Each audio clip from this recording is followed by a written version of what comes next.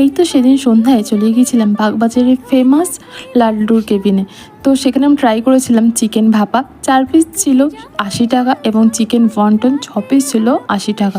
খাবারের প্রাইস অনুযায়ী আমাদের কোয়ান্টিটি কোয়ালিটি দুটোই কম লেগেছে, একদমই ভালো লাগেনি। তো সেখান থেকে আশাহত হয়ে আমরা চলে গিয়েছিলাম ব্রোস কাবাব, যেটা না বাগবাজারেই আছে।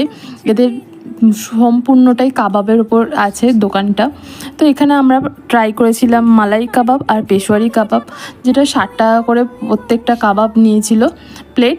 আর অত্যন্ত ভালো কি বলবো, ওকে দেখে বুঝতে পারছো যে কাবাব লাভার হবে। তো ওখানে গেলে না মন ভরে কাবাব খেতে পারবে। আর এর ওপরে না একটা কী সস দিচ্ছে দইয়ের ওপর, দইয়ের সঙ্গে। তো অত্যন্ত ভালো লাগছে। আর এর সঙ্গে না আমরা লাহোরি কাবাবও ট্রাই করেছিলাম, যার প্রাইস ছিল কিন্তু 60 টাকা করে। সোম থেকে রবি একদম খোলা, তোমার 5:30 থেকে 8:30 পর্যন্ত। দারুণ তোমরা একবার গিয়ে ট্রাই